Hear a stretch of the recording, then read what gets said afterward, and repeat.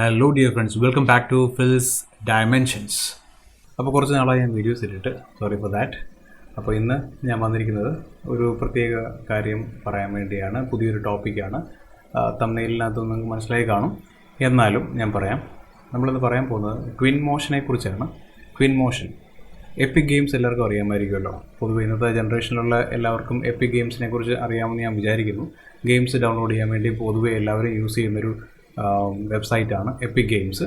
അതിനൊരു ലോഞ്ചറുണ്ട്. ആ launcher install ചെയ്തിട്ട് വേണം അതിനുള്ളിൽ പോയിട്ട് നമ്മൾ ഗെയിംസ് ഫ്രീ ഉള്ളതുകൊണ്ട് പെയ്ഡ് ആയിട്ടുള്ള ഗെയിംസും കൊണ്ട് ഇൻസ്റ്റാൾ ചെയ്യാൻ പറ്റും.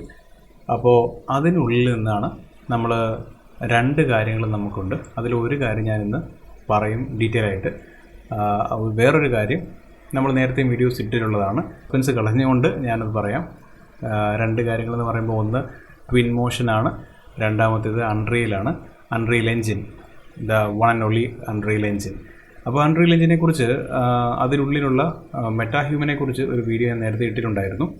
അൺറിയൽ എൻജിൻ്റെ ദ വെരി ഇൻ്റർഫേസിനെ കുറിച്ചൊന്നും ഞാൻ വ്യക്തമായിട്ട് പറഞ്ഞിട്ടില്ലായിരുന്നു. അതിനെക്കുറിച്ച് നെക്സ്റ്റ് വീഡിയോയിൽ പറയുന്നതായിരിക്കും. ഈ വീഡിയോയിൽ ട്വിൻ മോഷനെ കുറിച്ച് ചെറുതായിട്ടൊന്ന് പ്രതിപാദിച്ചിട്ട് പോകാമെന്ന് വിചാരിക്കുന്നു.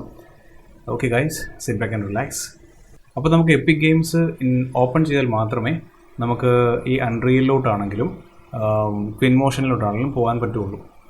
ഓക്കെ, നമുക്ക് ആദ്യം എപ്പിക് ഗെയിംസിൽ ലൈബ്രറിയിലോട്ട് വരാം. ലൈബ്രറിയിൽ വരുമ്പോഴത്തേക്ക് നമുക്ക് ഇവിടെ കാണുന്നുണ്ട് 3 ഐക്കൺസ് കാണാം, തംബ്നെയിൽ പോലെ. Twin motion 2023, twin motion 2024 and twin motion 2025. അപ്പോൾ 2025 ഞാൻ ഇൻസ്റ്റാൾ ചെയ്ത് വെച്ചിരിക്കുന്ന ഒരു വേർഷൻ അതാണ് ട്വിൻ മോഷൻ്റേത്. ഞാനത് ക്ലിക്ക് ചെയ്യുമ്പോൾ ദ ലോഞ്ച് ആൻഡ് റൺ എന്നൊരു ഓപ്ഷൻ കാണിക്കും. ഈ ട്വിൻ മോഷൻ ഇത് ഓൺ ആവുന്നതിൻ്റെ ഇടയ്ക്ക് ഞാൻ പറയുവാണ്. ട്വിൻ മോഷൻ എന്താണെന്ന് ചോദിച്ചു കഴിഞ്ഞാൽ, ലുമിയോൺ, എൻസ്കേപ്പ് എന്നൊക്കെ പറയുന്ന തരത്തിലുള്ള സോഫ്റ്റ്വെയർസ് പലരും ആർക്കിടെക്ചർ സ്റ്റുഡൻസും പിന്നെ ഇൻറ്റീരിയർ ഡിസൈനിങ് സ്റ്റുഡൻസും ഇൻറ്റീരിയർ ഡിസൈനിങ് പ്രൊഫഷണൽസും ആർക്കിടെക്ട്സും ഒക്കെ യൂസ് ചെയ്യുന്ന കുറച്ച് സോഫ്റ്റ്വെയർസ് ഉണ്ട്. 3ds Maxൻ്റെ കൂടെ തന്നെ ഒരു എൻവയോൺമെൻറ്റാണ്, ഒരു വേൾഡാണത് ആക്ച്വലി.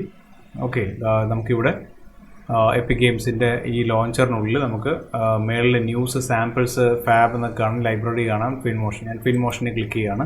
അപ്പോൾ കാണാൻ പറ്റും ലോഞ്ച് എന്നുള്ള ബട്ടൺ ഞാൻ ക്ലിക്ക് ചെയ്യുന്നു. കുറച്ച് ടൈം എടുക്കും ആക്ച്വലി. ലൈബ്രറീസ് എല്ലാം ലോഡ് ചെയ്യേണ്ടതുകൊണ്ട് കുറച്ച് ടൈം പിടിക്കും അത്. അപ്പോൾ ട്വിൻ മോഷനിൽ നമുക്ക് ചെയ്യാൻ പറ്റുന്ന കാര്യങ്ങൾ എന്തൊക്കെയാണെന്ന് ചോദിച്ചു കഴിഞ്ഞാൽ, ഒരു ആർക്കിടെക്ചർ വേൾഡ് ക്രിയേറ്റ് ചെയ്യാം.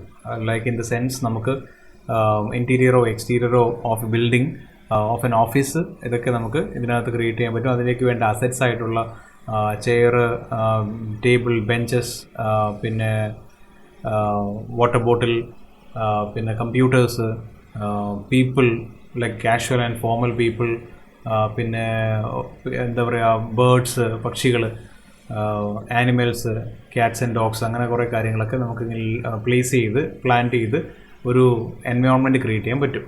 അപ്പോൾ അങ്ങനത്തെ ഒരു സോഫ്റ്റ്വെയറാണ് ഈ പറയുന്ന നമ്മുടെ ട്വിൻ മോഷൻ. ഓക്കെ, ടെംപ്ലേറ്റ്സ് നമുക്ക് നോക്കാം. എന്തൊക്കെ ടെംപ്ലേറ്റ്സ് ഉണ്ടാവും ഇതിനെന്നുള്ള ബൈ ഡീഫോൾട്ട്. അപ്പോൾ ഇവിടെ ട്രാൻസ്പോർട്ടേഷൻ്റെ ഒരു വൈറ്റ് സ്റ്റുഡിയോ എന്ന് പറഞ്ഞൊരു ടെംപ്ലേറ്റ് ഉണ്ട്. അതെന്താണെന്ന് ചോദിച്ചു കഴിഞ്ഞാൽ, നമുക്ക് നമ്മുടെ ഒരു വെഹിക്കിൾ, നമ്മുടെ ഒരു 3D വെഹിക്കിൾ മോഡൽ ചെയ്തിട്ടുണ്ടെങ്കിൽ, 3D സോഫ്റ്റ്വെയർസിൽ ഏതെങ്കിലും മോഡൽ ചെയ്തിട്ടുണ്ടെങ്കിൽ ആ ഒരു വെഹിക്കിൾ നമുക്ക് ഷോക്കേസ് ചെയ്യാൻ വേണ്ടിയുള്ള ഒരു ലൈറ്റ് സെറ്റപ്പാണ് ഈ വൈറ്റ് സ്റ്റുഡിയോ എന്ന് പറയുന്ന ടെംപ്ലേറ്റിലുള്ളത്.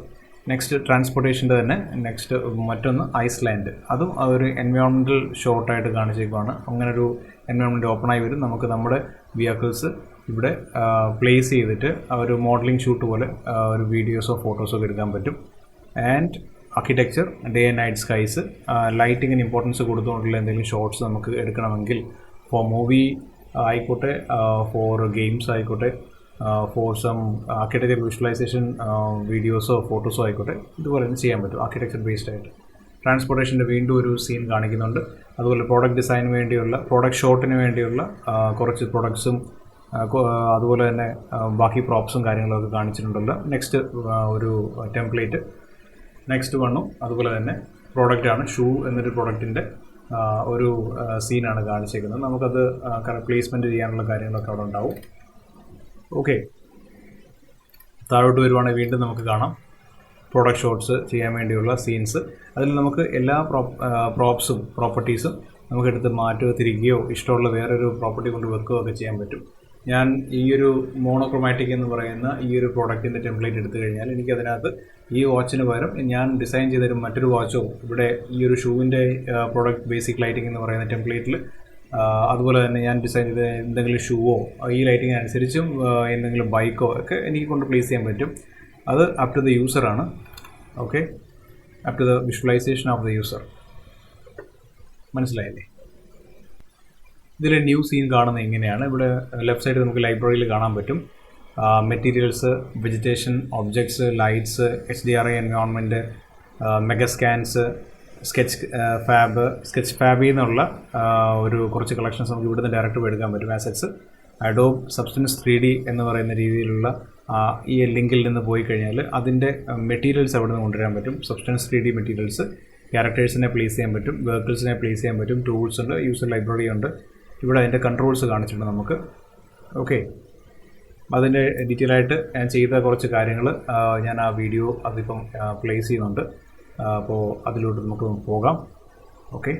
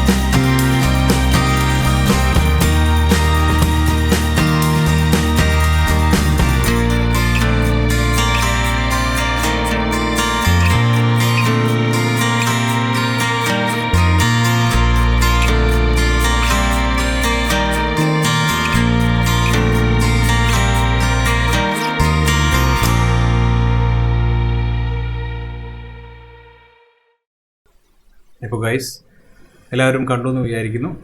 ഈ വീഡിയോ എങ്ങനെയുണ്ടെന്നുള്ള കമൻസും കാര്യങ്ങളൊക്കെ നിങ്ങൾ കമൻറ്റ് ബോക്സിൽ രേഖപ്പെടുത്തുക.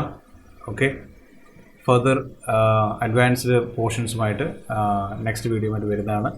നെക്സ്റ്റ് വീഡിയോയിൽ അൺറിയലിനെ കുറിച്ച് കൂടുതൽ അറിയാൻ വേണ്ടി നമുക്ക് കാത്തിരിക്കാം. Okay guys, see you then. Bye bye.